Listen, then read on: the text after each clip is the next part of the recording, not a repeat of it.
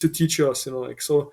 And then I went to train Fabio Gurgel, and I think he's probably the most professional jiu-jitsu school owner and jiu-jitsu instructor. And then I moved to New York City and went to train under Marcelo Garcia, which is the most disciplined and almost like paranoid athlete that I ever saw in my life. Like he is that type of guy that he's gonna do everything perfect for his career, like. And then my business partners as well, both Michael Zhang and Michael Reardon, they are very like straightforward as well, and this and that. So I always had great examples in my life, like. So I think that, and that was just lucky, like. And don't it's not my credit here, like, because I was lucky to have those guys, this type of people around me, like.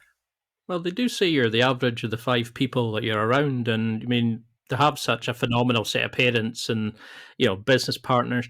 I mean, you've worked with some amazing people over the years. I know I liked how you decided you wanted to up your level of jiu-jitsu, so you went to Marcella.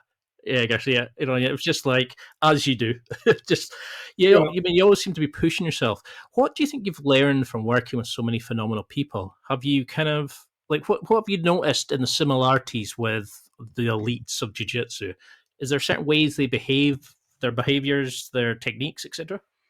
yeah. So I think like being around the best people, it's almost like it's not guaranteed where you're gonna get, where you're gonna go, but it's almost like guaranteed that might be really hard to fail. Like that's kind of how I think, because when I look backwards in my career, I think the two most important decisions that I made in my life was, one, to move from my hometown to São Paulo to train under Fabio Gurgel, which was the best jiu-jitsu school at that time, and two, to move from São Paulo to New York City to train under Marcelo Garcia and be in the United States, because I believe that the best economy in the world is the United States still. So you were around the best people, not the best people, but you are in the best market.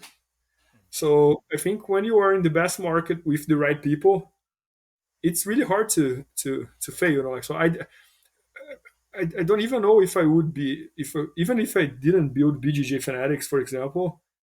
I think things would go right in my life because those two decisions. Because I went to São Paulo, I built my jiu-jitsu career, then I went to Marcelo, I learned from him, my jiu-jitsu career got even deeper, and I was in the United States legally. New York City is one of the best places in the world to build network, and you see, like, I met my business partner because I was living in New York and he was living in Boston, so was kind of like the almost like the network.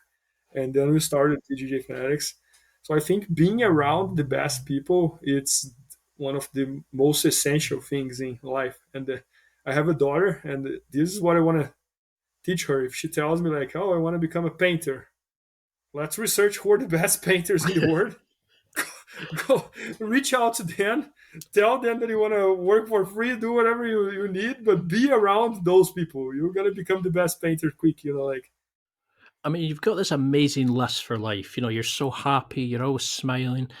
How do you juggle the training, running your academy, then you bounce into the BJJ fanatics, then you're being a family man, you're taking your wife out on dates, you seem to be absolutely besotted by your wife. You're an amazing father. You're doing all these amazing things.